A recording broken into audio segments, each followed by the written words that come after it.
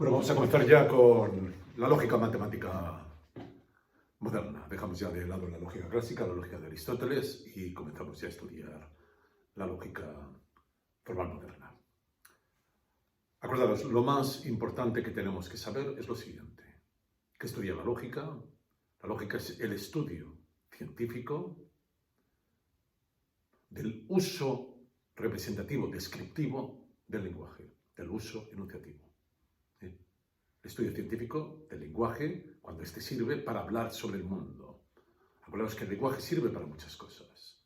El lenguaje sirve para insultar, para rezar, para suplicar, para preguntar. Esos no son los usos científicos del lenguaje, los usos representativos del lenguaje. Así que esos no los estudia la lógica. Esos los estudian los lingüistas. La lógica solamente intenta estudiar científicamente el uso representativo del lenguaje. Justamente por ello, uno de los temas de la lógica, no el único, es el estudio del razonamiento demostrativo. Normalmente identificamos la lógica con el estudio de las reglas, de los principios que regulan el razonamiento demostrativo. Pero acordaros, no es el único tema, es uno de los temas de estudio de la lógica, el estudio del razonamiento demostrativo. Eso es lo que fundamentalmente vamos a hacer aquí en clase. Estudiar el razonamiento demostrativo, pero no lo olvidéis, no es el único tema de la lógica. La lógica estudia el lenguaje en su uso representativo. Para poder estudiar el lenguaje en su uso representativo, lo que ha hecho la lógica es exactamente lo mismo que ha hecho la matemática, la física o la química. Inventar un lenguaje artificial por medio del cual es posible este estudio del lenguaje en su uso representativo. Los matemáticos, para poder estudiar los números, para poder estudiar las figuras geométricas, necesitan inventar un lenguaje artificial. Ese es el lenguaje de las matemáticas, el lenguaje de la aritmética, sobre todo el lenguaje del álgebra. Los físicos, para poder estudiar su objeto de estudio, que es, como sabéis, el movimiento de la materia, inventan un lenguaje artificial, que es ese lenguaje en el cual se formulan las leyes de la física. Los químicos, el estudio de la composición de la materia a partir de sus elementos químicos también se hace haciendo uso de un particular lenguaje artificial, que es el lenguaje de la química, lo que usualmente denominamos formulación.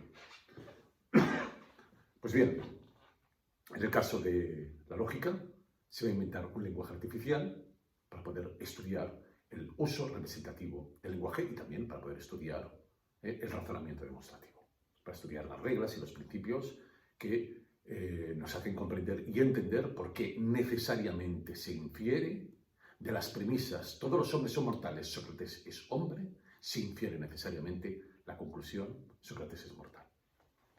¿Por qué? Del razonamiento, si llueve entonces me mojo y está lloviendo, se infiere necesariamente que me tengo que mojar. También se estudian los principios por los que del razonamiento, si llueve entonces me mojo y me he mojado, no se infiere necesariamente el que esté lloviendo. Esto es lo que hace la lógica, estudiar el razonamiento demostrativo, estudiar las leyes, los principios que hacen posible inferir determinadas conclusiones de una serie de premisas o no inferir determinadas conclusiones de esas mismas premisas. Pero para eso necesita un lenguaje artificial. Ese lenguaje artificial, acordaos, es la gran invención de Frege. Aunque no utilizamos hoy en día la nomenclatura de Frege, era demasiado abstrusa, lo más importante de Frege es que inventó la nomenclatura. Inventó el lenguaje artificial de la lógica. Bien. ¿Qué más tenemos que saber con respecto a la lógica? Hay dos fundamentales ramas o campos de la lógica. Acordaos que el lenguaje habla sobre el mundo a través de las oraciones enunciativas, a través de las proposiciones o juicios. La proposición, el juicio, es la unidad básica de representación, de descripción, de información sobre el mundo.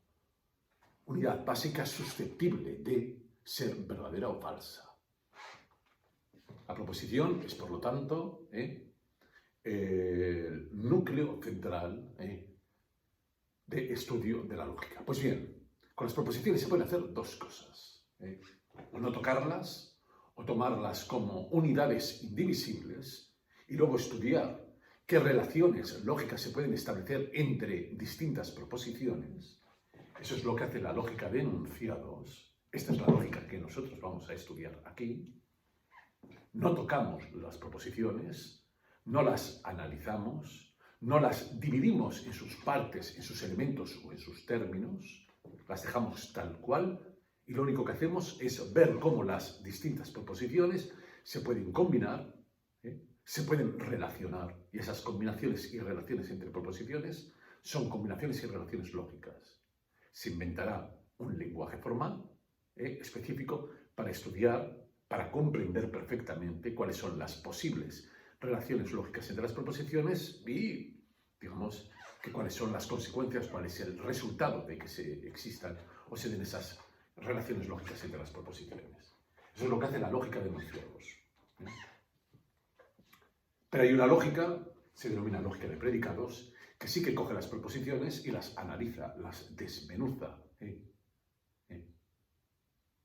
las divide e intenta entender cuáles son los elementos que componen a las proposiciones y cuáles son las relaciones lógicas que hay entre esos elementos. Lo más importante que tenemos que saber sobre la lógica de predicados, aquí tenemos un ejemplo de análisis de una proposición que se lleva a cabo en la lógica de predicados. Fijaros, este ejemplo de proposición, todos los hombres son mortales, ¿vale? En la lógica de enunciados lo dejaríamos tal cual, no lo tocaríamos. Lo representaríamos con lo que se denomina, ahora lo veremos, una variable proposicional, que es simplemente P, ya está. P representa a esta proposición en su totalidad. Y luego, posteriormente, veríamos qué posibles relaciones lógicas hay entre esta proposición P y otras proposiciones, como por ejemplo la proposición Q. En este caso, la relación lógica entre P y Q es una relación de implicación. Si P, entonces Q. Si todos los hombres son mortales, entonces todos los españoles, por ejemplo, son mortales. Pero es posible coger una proposición, como esta, que nos sirve de ejemplo, todos los hombres son mortales, y analizarla, desmenuzarla. Eso es lo que se hace en lógica de predicados, ¿vale? Aquí tenemos la representación de lo que es el análisis lógico interno de esta proposición. Se lee, para todo X, si X es un hombre, entonces X es mortal, ¿vale? Lo importante, lo único que tenemos que saber de lógica de predicados es esto. El famoso análisis. Sujeto, predicado, característico, análisis de qué campo, este es el característico análisis que de las proposiciones se ha hecho a lo largo de la historia, queda totalmente dejado de lado, abandonado para siempre. El análisis de las proposiciones no se hace en términos de por un lado está el sujeto y por otro lado está el predicado. El análisis se lleva a cabo de otra forma, por medio de cuantificadores, y hay en la utilización de cuantificadores y luego viendo cuáles son las relaciones lógicas entre los distintos elementos que aparecen dentro de la proposición, es como podemos descubrir la estructura lógica de la proposición por centro. Eso es lo que se hace en lógica de predicados. Eso no lo vamos a ver aquí. Nosotros nos vamos a dedicar exclusivamente a estudiar lógica de enunciados.